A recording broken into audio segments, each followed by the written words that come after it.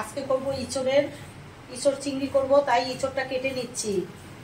অনেকেই ইঁচড় কাটতে পারে না বন্ধুরা, এভাবে করে তেল মাখিয়ে কচি ইঁচড় এভাবে করে কেটে নিতে হবে। দেখো আমি ইঁচড় কাটতে পারি।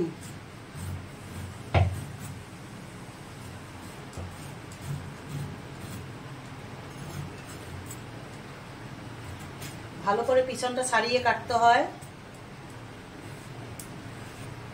এখন তো বাজার থেকেই কেটে দেয়, কিন্তু আমাদের গোটা ইঁচড় কেটে নিয়ে এসছে, আমি কাটছি। এইটাই আজকে রেসিপি হবে চিংড়ি মাছ দিয়ে, পুরোটাই তোমাদের সঙ্গে দেখাবো। তাই ইঁচড় কাটাটা আগে প্রথমে এই যে এভাবে করে ফেলে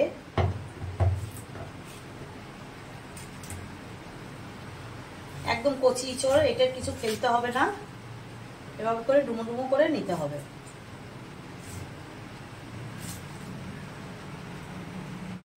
ইঁচড় কাটা দেখিয়েছি, এবারে কিভাবে করব পুরোটাই দেখাবো।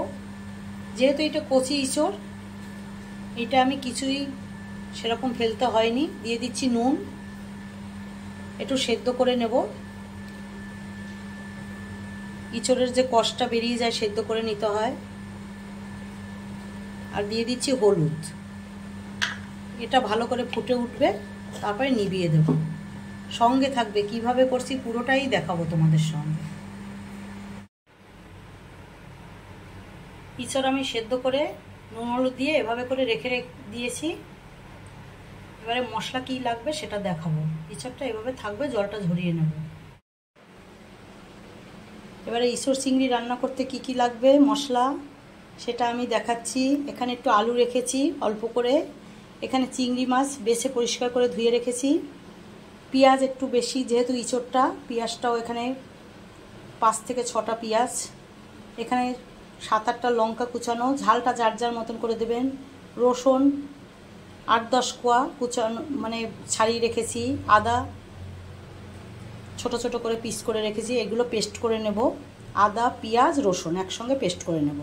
আর এখানে শুকনো মশলা লাগবে, ঘরোয়া মশলা এটা, যেটা লাল লঙ্কার গুঁড়ো, হলুদ গুঁড়ো, গরম মশলার গুঁড়ো, একটু চিনি, যেহেতু আমি চিনি ইঁচড়ে ভালো লাগে, একটু চিনি রেখেছি। এখানে জিরার গুঁড়ো আর নুন পরিমাণ মতন। এই মশলা দিয়েই রান্না করব ইঁচড় চিংড়ি। অনেক দিন পরে অসুবিধার জন্য আমি ইউটিউবের রান্নাঘরটা আমি কন্টিনিউ করতে পারিনি, তাই শুরু করছি। সবাই দেখার জন্য অনুরোধ রাখলাম। ভালো লাগলে অবশ্যই জানাবেন। এবারে কিভাবে করছি পুরোটাই আপনাদের সঙ্গে শেয়ার করব, দেখতে থাকুন। ইঁচড় চিংড়ি রান্না করব বলে এখানে আমি তেল দিয়েছি কড়াতে, একটু ইঁচড়টা অনেকটা বেশি, ওই জন্য তেলটাও বেশি দিয়েছি। এবারে আলুটা ভেজে নেব লাল করে। একটু আলু দিচ্ছি, আলু দিলে ভালো লাগে।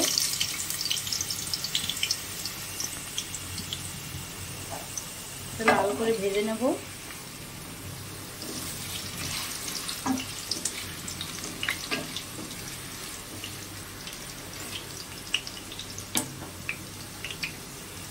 ভেজে আলুটা তুলে নেব। এই আলুটার ভিতরেই চিংড়ি মাছটাও দিয়ে দিচ্ছি, নুন হলুদ মাখানো চিংড়ি মাছ। চিংড়ি মাছটাও একসঙ্গে ভেজে নেব।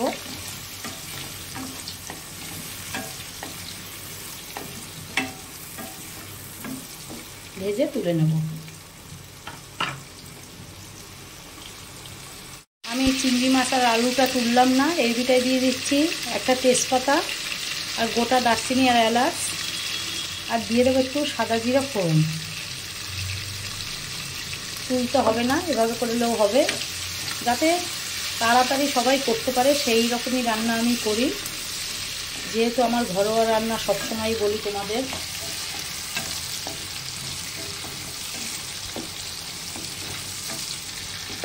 এবারে পরপর সব মশলা দেব, সঙ্গে থাকো। এখন দেবো আগে পেঁয়াজ,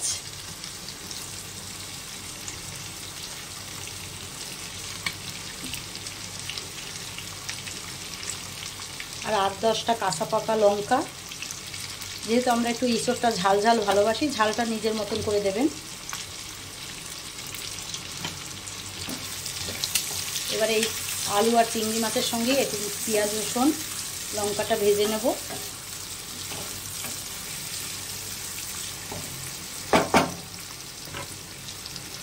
একটু পেঁয়াজটা নরম হওয়ার জন্য একটু ঢাকা দিয়ে রাখবো। পেঁয়াজটা নরম হয়ে গেছে একদম।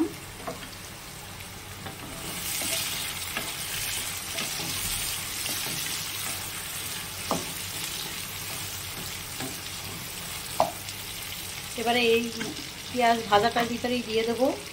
এখানে পেঁয়াজ রসুন আদা একসঙ্গে পেস্ট করা আছে, সেই মশলাটা দিয়ে দিলাম। এটা দিয়েও হালকা করে একটু ভেজে নেব। ইঁচড়টা একদম কচি ইঁচড় করছি আজকে আমি। এবারে আমি মশলা দিয়ে দিচ্ছি, যেটা আমার রোজকারের মশলা। এখানে আছে হলুদ, লাল লঙ্কার গুঁড়ো, নুন পরিমাণ মতন, জিরের গুঁড়ো, চিনি। যেহেতু আমি একটু মিষ্টি মিষ্টি ইঁচড় ভালোবাসি তাই চিনি দিয়েছি, যাদের বারণ আছে দেবেন না। আর গরম মশলা গুঁড়ো একসঙ্গে দিয়ে এটা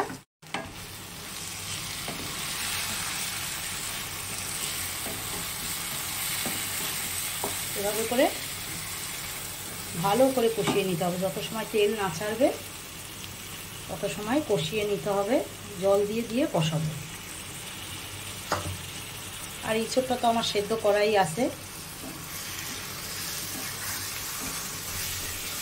এখন গরমের সময় তো ইঁচড় সবাই ভালোবাসে, আমাদের ঘরে আমরাও ভালোবাসি।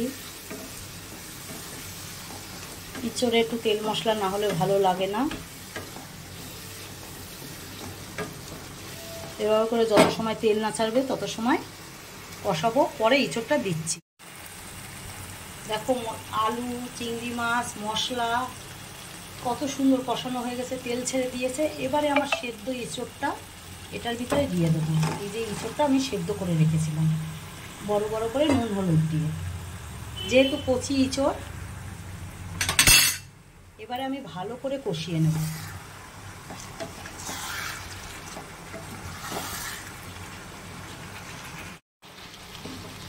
দেখো কত সুন্দর কষানোটা হয়ে গেছে, একদম তেল মশলা সব ছেড়ে দিয়েছে।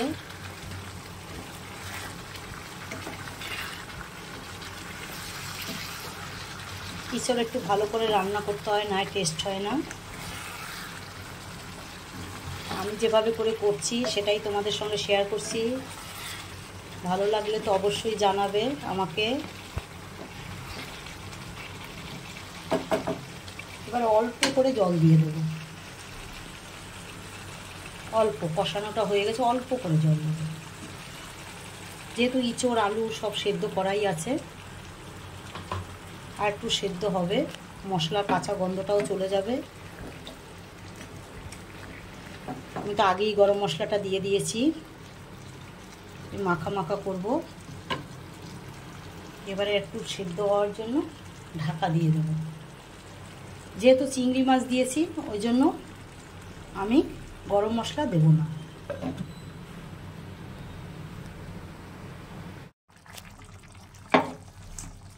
দেখো ইঁচড় চিংড়িটা কত সুন্দর হয়েছে, কিন্তু আমি এত ঝোল রাখবো না, একদম পুরো সেদ্ধ। ইঁচড় সেদ্ধ না হলে ভালো লাগে না, আরও ঝোল টেনে যাবে। এভাবে করে ইঁচড়টা রান্না করলাম। আর একটু হোক, তারপরে আবার দেখাবো।